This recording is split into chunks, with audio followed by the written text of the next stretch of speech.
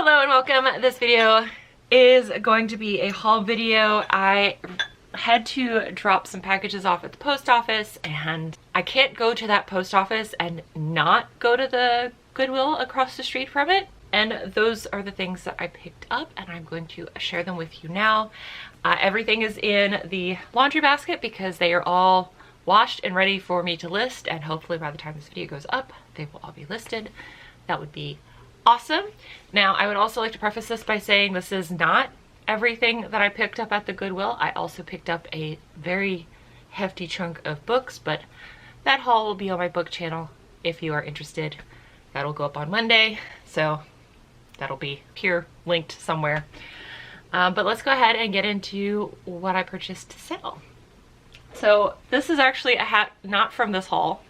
I went to an estate sale with the boy, and it was very picked over, so I only picked up a couple of hats and some books. Again, will be in the book haul. But this is a red stripe. It is a lager from Jamaica, and these hats are selling for like $15 plus shipping. So I usually pick this up 50 cents for this hat at the estate sale. And now I'm going to show you a bunch of clothes. So this is one of the Ralph Lauren labels that I do look for, because Denim Supply is no longer made. I saw the no don't step on sneck and no step on sneck shirt. I figured it also talks about motorcycles, so somebody is going to want this t-shirt. It is also a size large, so I picked that up. This is what I think I can get for it. Again, I haven't listed these yet, so I'm not quite sure how much I can get for everything. This next item is the shoes for this brand sell very well and are a bolo for a lot of resellers. I have never found the shoes, and actually this is my first piece of no bull I have found at all. And the only reason I picked this up, it is a women's Razorback, is because it is bright yellow, and it was one of the only things hanging on the women's rack. For some odd reason, I don't know if it's the same in y'all's area, but in my area, the Goodwills seem to be a little empty. I don't know if it's because they're like just been clearing stuff out to get ready for the next season, so they've just shipped everything to the bins. I don't really shop at the bins, so I don't know. But this was literally by itself on a rack, like completely empty clothes rack. And I was like, I'm gonna buy that. I tried to look up comps, couldn't, because there aren't really a whole lot of comps for no bull clothing. Again, they're more well known for their shoes, so I'm hoping to get $15 for this. We'll see what happens. Yeah, there was another reseller at this Goodwill, and dude had a full cart of a bunch of hard goods and was standing in front of one of the men's racks, and I was waiting for him to move, and I found so many good men's pieces at this Goodwill after that dude moved. And he wasn't looking at clothes, he was literally just checking comps of stuff that was in his cart, but he was just standing in front of the clothes. So even if you see other resellers, not everybody's shopping for the same thing. So Adriana Goldschmied is not really a brand I pick up for women because their sell-through rate is like 20% in women, but men, it's like much higher. Still not 100% sell-through, but you know, in the 50-60% range. And I looked up this particular pants, the Graduate. Thankfully these do have it in there. This is a pair of men's, the Graduate khaki color pants, and I should hopefully get about $20 for these. So I thought that was really cool. Again, not a brand I would necessarily pick up for women unless it is a current style, larger size, and also you can get it for like $4 or less, but for men, I do recommend picking it up. This is a rash guard for snowboarding.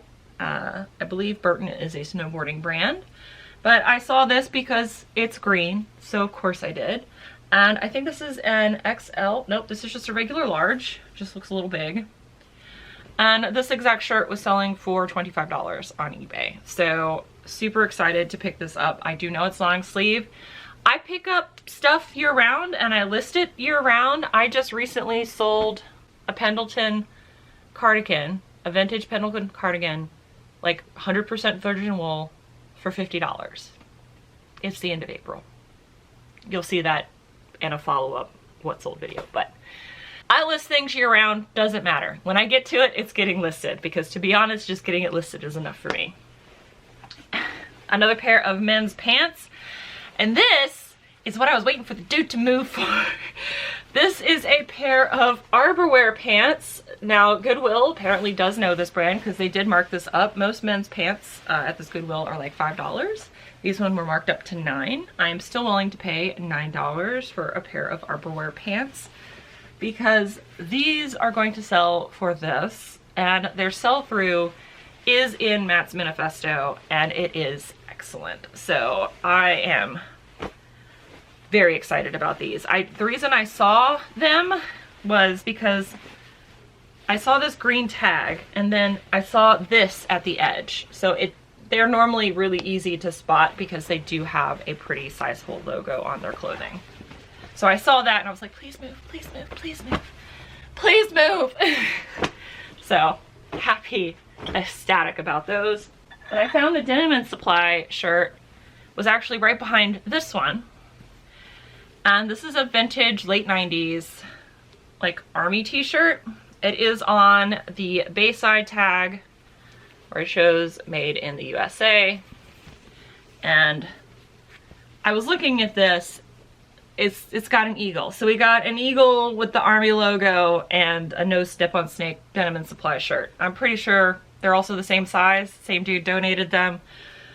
But vintage tees, as y'all know, are really big. This is not a single stitch, so it's late 90s, but it's still made in the USA. It's still on a Bayside tag. It is something that someone will buy. And it does not have dry rot.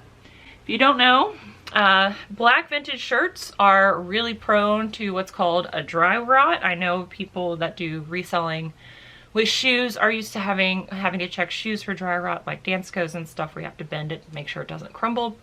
But shirts can also have that happen as well. If you need to test a black shirt, again, it's predominantly black or navy shirts that have this issue. If you need to test a shirt, turn it over to where it's the bottom, and then you're going to pinch and roll. If nothing happens, there's no dry rot. If it like crumbles and easily tears, it's a dry rot issue, and unfortunately, you probably will not be able to sell that shirt. So, no dry rot. Some information for you.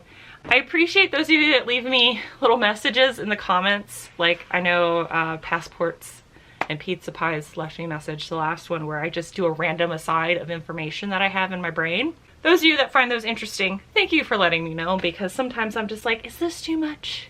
Am I too much? Okay. I'm going to show you now the only hard good I picked up besides the books, which I'm not going to show you in this video. So the only hard goods I picked up was this pair of individual casserole / rabbit bowls by Anchor Hawking. These are Fire King. This brown glass is not necessarily the most desirable. Again, jadeite, and the blue one, which is called this, I can never remember it off the type. It's like similar to jadeite, but it's called something else close to what jadeite is called. But these were selling for $20 plus shipping, so definitely pick these up because you know how much I have to save vintage glass, and definitely had to save these. Have another pair of men's pants, again with a brand that I don't normally pick up for women because the sell-through rate is horrible, but this is a pair of Page jeans for men, and these are the Normandy. Again, another brand that I love only because they tell you what the style of pants is in the pants. So again, just like with the Adriana Goldschmied graduate pants, these ones had decent sell-through in the $20 to $25 range, so picked those up no problem. And I don't know about y'all, but the Goodwills in my area, if it's got NHL, NFL, MLB, any of the normal sports ball affiliations, it gets marked up. If it's a jersey, it definitely gets marked up, sometimes put behind the register, but they don't necessarily know about football or rugby kits. So I saw this and immediately knew that this was Irish Rugby. This is an Irish Rugby polo shirt, rugby kit, whatever you want to call it. I'm going to put it up as rugby polo and then rugby kit, both of those, because I do sell internationally with the global program. But these are selling for $30, $30, $35. You know, this is just the normal polo price, around $4.50. So because I'm able to sell internationally and because I put football kit or rugby kit in the title, normally I can't keep this stuff in here. And I doubt that this will stay around for very long because, you know, it is rugby season. Next pair of pants, I found a pair of Vince men's pants. Again, dude was standing in front of the Arborwear. All four of these pants were right by each other. Didn't pick up any of them, but I did find a pair of Vince, just like khaki pant for men. Again, Vince doesn't have the bestest sell-through, but the bottoms tend to sell better than the tops do, and I'm happy to pick those up for $5. And all the last things I have to share with you for this haul are all new with tag items. So this is Nordstrom House brand, and the only reason I picked this up is because it's new with tags and because it's 100% merino wool. So something like this, I'm definitely going to pick up because, again, new with tags, and it's a really good material. Merino wool is a high quality material, and because it's new with tags, while I did check it, didn't have any nummy mouth holes. This next item is a pair of men's small Nike shorts with the original price tag of $48. I have no doubt I can sell these for $20. And then the last piece is another brand that I do not recommend picking up, but it is Denim Supply. And this is also new with tags. They originally retailed for $40, but they were on sale for $14.99. Again, I didn't pay that for them. These were the color of the week, so I actually only paid $2.50 for these. I am going to actually leave this tag on here in its full $14.99 glory and just put these up for sale for $14.87 plus shipping, and someone will buy them. So that is my haul. I hope this was interesting to you all, and I guess I gotta go do some listings so that way this will all be available by the time this video is up. Thank you guys, and again, if you're interested in books, that'll be linked up above.